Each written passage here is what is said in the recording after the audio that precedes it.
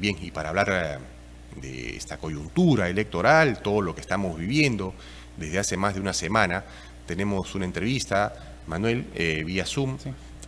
con el expresidente del Tribunal Constitucional, Víctor García Toma. Doctor, ¿cómo está? Buen día. Un gusto en saludarlos, eh, eh, Carlos y Manuel, mis respetos.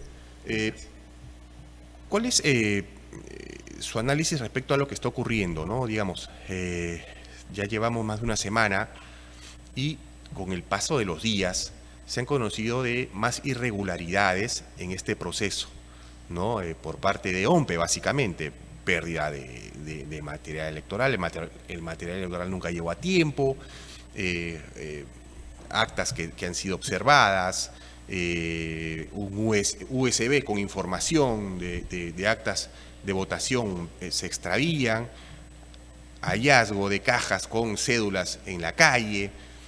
¿Usted considera, como muchos, que Piero Corvetto ya debería haber dado un paso al costado o la Junta Nacional de Justicia ya debería haberlo suspendido? Carlos, yo dividiría en dos el grave problema que tenemos. Uno, el caso específico del jefe de la OMPE, en puridad de la OMPE, y el otro sobre una prospección del proceso electoral. En relación al señor Corvetto, todos conocemos la forma peculiar, rara, extraña en que fue ratificado. No quisiera, digamos, desperdiciar más el tiempo en algo que es objetivo. Lo segundo, que habiendo ya tenido una experiencia de 5 años atrás, se entendía que esta vez podía disipar todas aquellas dudas e incertidumbres que había generado en su competencia, en su idoneidad e incluso en su transparencia. Lamentablemente, el señor Corvetto nuevamente ha fracasado, pero esta vez de manera más estrepitosa.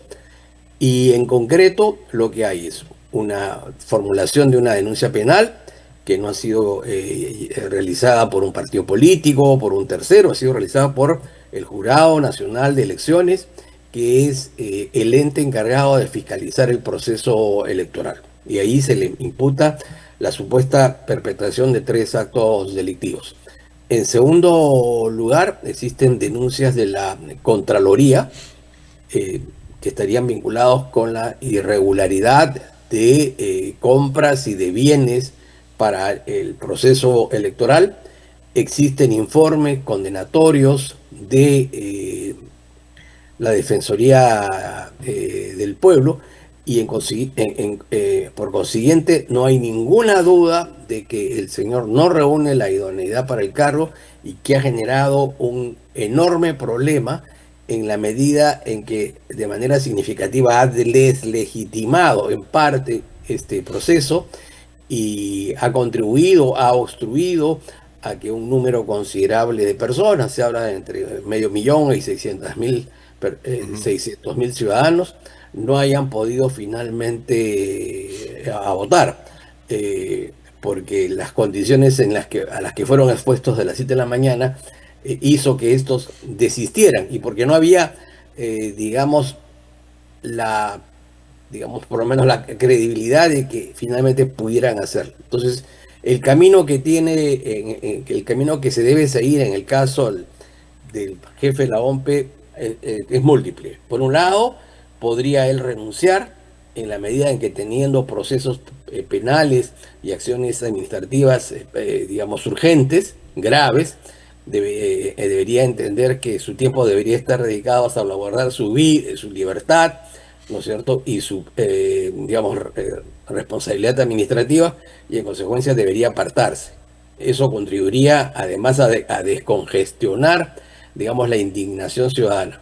Lo segundo es que la Junta Nacional de Justicia, que le inició un proceso de oficio y que a la cual se han sumado otras denuncias de varias organizaciones, debería, una vez cumplidos los 10 días de plazo que le ha dado para absolver estas interrogantes, luego de analizarlas, que creo que está claro que no hay forma de que pueda salvarlas, eh, plantear la suspensión del citado funcionario hasta las resultas de ese proceso. En lo que se refiere, Carlos, al proceso en sí mismo, se ha hablado de fraude, no existen elementos objetivos para hablar de un fraude. La falta de competencia, la falta de idoneidad, la mediocridad, la desorganización, el caos, eso no necesariamente implica una concertación o una voluntad dolosa para torcer la voluntad ciudadana, aunque sí, fruto de esa situación, Ujú. se ha afectado parcialmente a un grupo de ciudadanos de Lima. En segundo lugar, no existe una norma que permita llevar a cabo elecciones complementarias. Estas solo están fijadas para los procesos municipales, en donde una vez que se ha concluido el proceso y habiéndose acreditado que algunas circunscripciones no pudieron llevar a cabo el mismo, estas se llevan a cabo tiempo después. Pero aquí no, aquí vamos a cerrarlas, aquí vamos a cerrar el proceso y en consecuencia no tendría lógica luego acumular esos votos sobre un proceso cerrado. Tercero, que de repente llevar a cabo, supongamos que existiera alguna fórmula legal que para resolver este entuerto y salir, digamos, de cualquier duda o incertidumbre, se llevara a cabo un proceso parcial. Allí habrían varios problemas. El primero, cómo identificar a los que votaron y a los que no votaron. Claro. En segundo lugar, estas personas que no votaron, porque se les dijo que hasta, de acuerdo a la ley, hacia hasta las 2 de la tarde no se abrían las mesas, no había proceso, llegaron las 2, se fueron, o antes, por el caso de las personas de avanzada edad. Entonces, ese es un tema. Lo segundo es que ya sería un voto estratégico. Yo de repente iba a la mesa de elecciones a votar pues por Valderrama, como es lo que yo he hecho, pero en estas circunstancias tendría que escoger ya entre 2 o 3 candidatos. Obviamente eso ya no es un voto libre, no es un voto voluntario, está condicionado a una realidad que ha sido creada, digamos, como consecuencia de este zafarrancho. Y lo tercero, que no hay que menospreciar digamos, la voluntad de los ciudadanos de otras organizaciones políticas y de otras circunscripciones que puedan entender que esto está dirigido a favorecer a una organización política en particular. La misma que, en efecto, estoy hablando de la Renovación Popular, ha sido afectada, ¿no es cierto?, por estas torpezas de la OMPE en lo que se refiere a la circunscripción de Lima. Claro, Manuel. Doctor García Toma, buenos días. Efectivamente, hay un marco legal, hay una situación que nuestro país pues debería de respetar. Sin embargo, la misma OMPE, usted ya lo ha mencionado, en base a su ineptitud, informalidad, errores continuos, etc., ya aplastó esa legalidad, ya prácticamente no la ha respetado, prácticamente la ha minimizado y quizás un poco para entender por qué no se podrían tomar medidas extraordinarias, no sé si el mismo presidente Balcázar o quién estaría llamado a hacerlo, podría tener en base a que ya la misma OMPE es la que ha tirado por los suelos la legalidad. Es decir, no se contemplan las complementarias por un tema legal, pero la misma OMPE abriendo las mesas a las 2 de la tarde, quizás en otros lados no abriéndolas, no permitiendo el voto, ya se tiró por debajo la legalidad. ¿Cómo podríamos nosotros avanzar en eso? Está claro, Manuel, que acá hay un estropicio, se ha roto el jarrón y hagamos lo que hagamos, ese jarrón no va a quedar igual, ¿cierto? Eso ya es inevitable. He tenido un accidente de tránsito y, digamos, pues he quedado cojo, ya está. Eso no se va a recomponer. La capacidad destructiva por acción o por omisión, por negligencia, por estupidez de la OMPE, ya está hecha. Pero tenemos que mirar hacia adelante. Nosotros necesitamos llegar al 28 de julio para tener una nueva autoridad. Y para llegar al 28 de julio y culminar este proceso, tenemos que centrarnos en lo que primero nos dice la ley, y la ley no permite, digamos, las soluciones que se están planteando. Y ya en un análisis político, si acudiéramos a fórmulas, entre comillas, sui generis, extrajurídicas, se abren las puertas de una nueva dificultad que ya es política. Es decir, hay sectores que están observando con preocupación cómo por arreglar este problema terminamos complicando la situación. Va a haber ciudadanos de otras agrupaciones que no van a estar dispuestas digamos, a un nuevo proceso electoral. Además que ese proceso electoral, vuelvo a repetir, está lleno de incertidumbres. ¿Cómo determinar quiénes votaron y quiénes no votaron? Y vuelvo a repetir, van a votar en condiciones diferentes de las que votamos nosotros. Nosotros tuvimos un voto libre, teníamos 37 candidatos para escoger. Si se plantean las elecciones mañana, nadie va a votar pues por Carlos Álvarez o por Belmont, ¿no? Por citar dos nombres, porque digamos ya no están en el juego. Y lo tercero, esos votos se van a sumar a, digamos, para alcanzar las curules en diputados y en senadores. Eso abre una nueva dificultad y una nueva confrontación. Ya hay muchos que se han abrazado, se han besado, ¿no? Con sus familiares, porque ya se sienten ganadores. Y se vuelve a reabrir el proceso.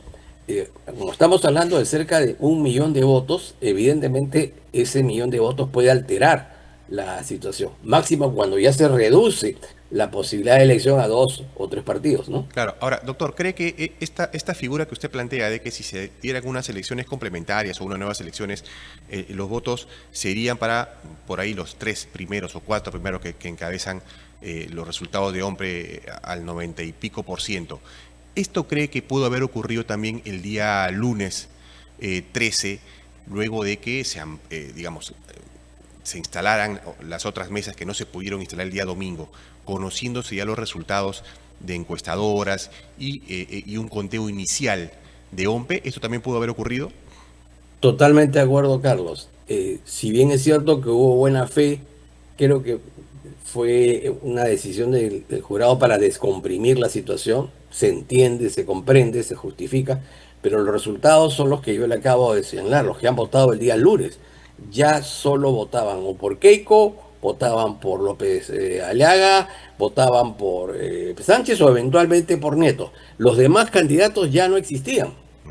Ha sido, en este caso, un voto estratégico. Y se ha dado además en un marco de anormalidad, porque las empresas secuestradoras, en fin, o la propia transparencia, han empezado a dar resultados en un momento bastante complejo. Es un acto de irresponsabilidad. Yo creo que en el futuro hay que revisar el papel de las encuestadoras, que durante semanas todas han estado tratando de condicionar, orientar, digamos, el voto de los ciudadanos, digamos, de alguna manera interrumpir, digamos, el correcto funcionamiento del sistema. Y en segundo lugar, estos adelantos de opinión sobre márgenes tan discutibles no ayudan, digamos, a la transparencia y la seguridad, ¿no? Claro, Manuel. Doctor, usted también ha sido ministro de Derechos Humanos. ¿Qué hay con lo del derecho al voto de las personas que por estar 4 horas, 5 horas bajo el sol el día domingo 12 de abril y su mesa no abría, se retiraron a su casa, dijeron, bueno, pagaré mi multa, o simplemente ya no pudieron al día siguiente ir a votar porque tenían que ir a trabajar? ¿Qué hay con el derecho de esas personas? En efecto, muchas personas estuvieron a las 7 de la mañana. ¿Quiénes son los que van a las 7 de la mañana? Las personas de avanzada edad, las personas que tienen problemas de movilidad física, que aprovechan, digamos, las primeras horas para tener mayores oportunidades de voto, para poder votar. Las personas que trabajan, las madres de familia que tienen otras ocupaciones, etcétera, etcétera. Estas personas fueron con entusiasmo a votar y se encontraron con una pared. Esa pared se llama OMPE, que es sinónimo de incompetencia, de negligencia, ¿no? De torpeza. Eso es irremediable. Es decir, llegaron a las 2 de la tarde, la ley dice que ya no hay elecciones y se fueron a sus casas. Algunos se fueron antes porque están cansados, están aburridos, están fastidiados, van con entusiasmo y, digamos, las autoridades electorales hacen todo lo posible para impedir que yo vote con entusiasmo. Pero eso es irremediable, no hay manera de que el jarrón quede igual como estaba antes. Y esa es la gran responsabilidad del señor Corbeto. Pero entendiéndose que ha habido una afectación al voto de un grupo de ciudadanos, la solución que se plantea, aparte de que no es legal, aparte de que genera una situación, digamos, que es distinta a los que votaron esa vez, porque los que llegamos a votar en esas circunstancias, lo hicimos bajo un voto libre. Teníamos 37 opciones. Los que votarían la próxima semana, si es que hay elecciones, saben que solamente les quedan 2 o 3, ¿no es cierto? Y además, ese voto podría alterar resultados, digamos, que ya se tienen en torno a diputados y senadores. Pero vuelvo a repetir, además, en lo que se refiere a los ciudadanos de provincias, dirían, bueno, esto ha pasado en otras ocasiones en mi circunscripción y nunca a las autoridades electorales se le ha ocurrido llevar a cabo esta determinación. En segundo lugar, están cambiando las reglas, por más explicables y justas que sean. Están cambiando las reglas a mitad del proceso, ¿no? Entonces lo enrareceríamos más. Tenemos que asumir que lamentablemente hay un daño parcialmente irreparable, que hay una pérdida de legitimidad, pero tenemos que seguir avanzando para llegar al 28 de julio y de alguna recomponer esta situación. Por supuesto, con el señor, el jefe de la OMP, el señor Corbeto, ya en su casa, ¿no es cierto? O eventualmente en otro lugar menos hospitalario. Esa es una decisión que tendrán las autoridades judiciales. Pero lo primero, es apartar a este individuo de una responsabilidad que le quedó súper grande la vez pasada y que ahora evidentemente ha demostrado de que no nos habíamos equivocado, que no era la persona idónea. Ahora, doctor, ¿hay alguna forma de que Corbeto se pueda salvar de una suspensión, alguna medida que pueda tomar la Junta Nacional de Justicia, o ve que eso se cae de Maduro? Se cae de Maduro, Carlos. Denuncia penal del propio jurado de elecciones. Observaciones graves por parte de la Contraloría en la que probablemente se aluda a un delito de colusión por compras un poco, digamos, un poco no, truchas en relación a, en torno a los equipos y sobre todo la contratación del transporte. La Procuraduría General de la República se ha sumado a esta denuncia. Entonces, más de una entidad pública, no estoy hablando de las organizaciones políticas, que tienen todo el derecho también para participar en estas denuncias, pero obviamente lo hacen, digamos, desde una lógica del interés institucional. Aquí estamos hablando del conjunto de instituciones públicas del Estado que tienen que ver con el proceso y todas han encontrado serias y graves irregularidades. Claro, Mándale, para ir terminando. Doctor, una última consulta. Conociendo la lentitud a veces de la burocracia peruana, ya se nos vienen las próximas segunda vuelta. ¿Qué hacer? Las medidas que estamos proponiendo, que estamos escuchando, es sobre sanciones, sobre, qué sé yo, sobre el señor Corbeto, pero ¿cuánto tiempo demoraría eso? Porque se viene una segunda vuelta. Bueno, en el caso de la licencia, la podría hacer el señor Corbeto el día de mañana. O sea, uno es consciente de la situación legal en la que se encuentra, que es bastante crítica. Y en un acto de preservar cierto decoro, yo no esperaría que me suspendan. Yo no esperaría que eventualmente me planteen una detención preliminar, ¿no es cierto? Lo que haría sería inmediatamente apartarme del cargo para descomprimir el problema y de alguna manera enfocar, digamos, la atención pública hacia otros espacios mucho más fructíferos, que es ver qué hacemos para, digamos, dejar indemne el proceso. La Junta Nacional de Justicia creo que ya estaba próximo a cumplir los 10 días que había planteado y yo creo que es esta semana, y con ello podría, luego de escuchar su descargo, que no tendrá nada que decir, porque no le puedo decir nada a la Fiscalía, no le puedo contestar al jurado, en consecuencia procedería rápidamente la suspensión, ¿no? Claro, doctor, la última y cortita. Eh,